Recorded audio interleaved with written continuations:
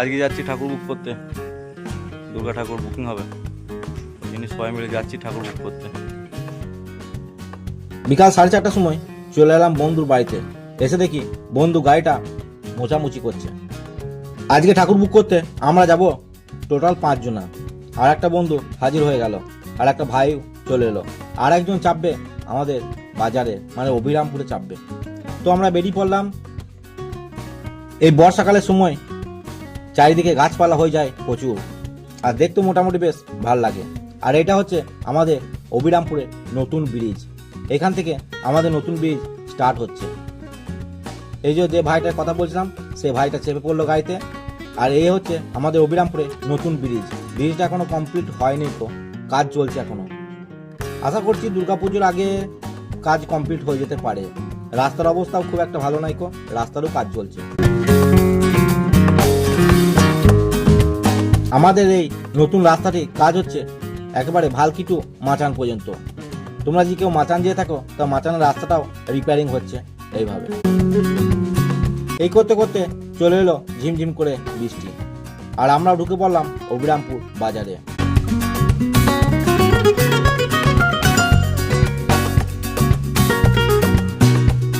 চারিদিকে মেঘ ভালো জমে গেছে, আকাশ কালো হয়ে গেছে। এবারে বৃষ্টিটা আরো ঝমঝম করে নামবে। চিন্তা নাই, আমরা তো 4 চাকা আছি। এরপর আমরা চলে এলাম পেট্রোল পাম্পে, কারণ বন্ধুর গাড়িতে তখন তেল শেষ হয়ে গেছে, তাই তেল ভরবো। পেট্রোল পাম্পে এসে দেখি দুটি রাজহাঁস বেশ ঘোরাফেরা করছে, এবং আমি ছবি তুলতে যাচ্ছি তো আমাকে কামড়াতে আসছে। আমরা এই 5 জন মিলে ঠাকুর বুক করতে যাচ্ছি। কোথায় যাচ্ছি সেটা তোমরা ভিডিও শেষেই বুঝতে পারবে। আর বন্ধু চালাচ্ছে গাড়ি। কিছু দূর যাওয়ার পর দেখি বৃষ্টি থেমে গেছে। এদিকে আকাশ পুরো পরিষ্কার, একেবারে সড়কের আকাশের মতো আকাশটা হয়ে আছে। এই সময় ঝিমঝিম করে বৃষ্টি হয়ে যায়, তারপরে আকাশটা খুব সুন্দর দেখতে লাগে। আর এই সময় চারিদিকে সবুজে ঘেরা থাকে, কারণ ঝোপঝাড় হয়ে যায় এই বর্ষাকালে প্রচুর। আর এই সময় ধানও চাষ করা হয়, মানে এই সময় প্রকৃতি পুরো একেবারে সবুজে সবুজ হয়ে থাকে চারিদিকটা।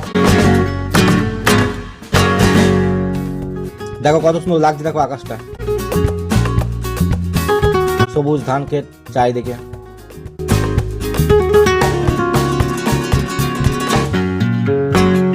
এরপর আমরা চলে এলাম ওর গ্রাম। এখান থেকে আমরা টার্ন নেবো, টার্ন নিয়ে চলে যাব আমাদের গন্তব্যস্থলে। এখানে আমরা 5-6 বছর ধরে ঠাকুর করছি। প্রতি বছরই এই রথের পর আমরা ঠাকুর করতে যাই। কোনো কোনো বছর বাইক নিয়ে যাই, কোনো কোনো বছর যে বছর প্রচুর বৃষ্টি হয়ে থাকে সে বছর আমরা 4 চাকা নিয়ে যাই। আগের বারও 4 চাকা নিয়ে গেছিলাম, আর এবারও সবসময় বৃষ্টি হচ্ছে, তাই আমরা 4 চাকা নিয়ে ঠাকুর করতে বেরিয়ে গেছিলাম। অনেকদিন পর রাস্তাতে একটা গরুর গাড়ি দেখলাম। গরুর গাড়ি এখন তো দেখাই যায় না তো। আর আগে এই বর্ষাকালে মাঠে চাষ দিত এই গরুতে করে, আর ধান তুলে আনতো এই গরু গাড়ি করে। তো শেষমেশ আমরা চলে এলাম কাশীপুর। হ্যাঁ, আমরা এখানেই প্রতি বছর ঠাকুর করি, কাশীপুরে। এটা হচ্ছে কাশীপুরের বাজার, মিনি বাজার। অবশেষে আমরা চলে এলাম সেই ঠাকুরের কারখানায়, যেখানে আমরা প্রতি বছর ঠাকুর অর্ডার দিই, সেই কারখানায়। ওই দেখতে পাচ্ছ দূর থেকে তোমরা।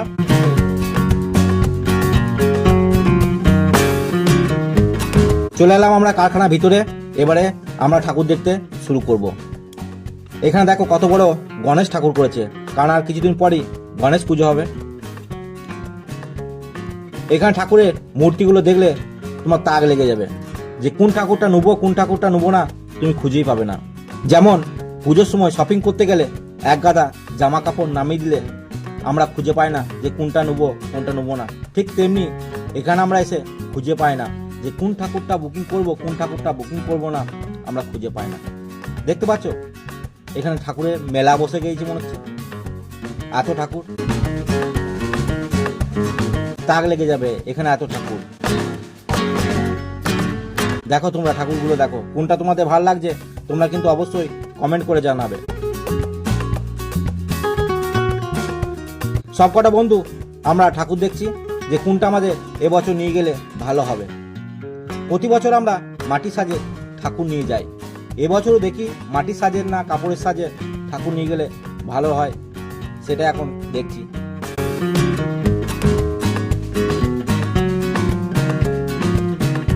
এখানে বেশিরভাগ ঠাকুরেরই প্লাইয়ের কাজ আর মাটির কাজ বেশি আছে। এখনো ঠাকুর তৈরি হবে, কারণ এখনো বাতা ফাটছে। আর এখানে যে মিস্ত্রিগুলো দেখতে পাচ্ছ, এই মিস্ত্রিগুলো এসেছে মুর্শিদাবাদ থেকে। এই ঠাকুরগুলোকে দেখে মনে হচ্ছে আর রং করার দরকার নাই, এত সুন্দর লাগছে।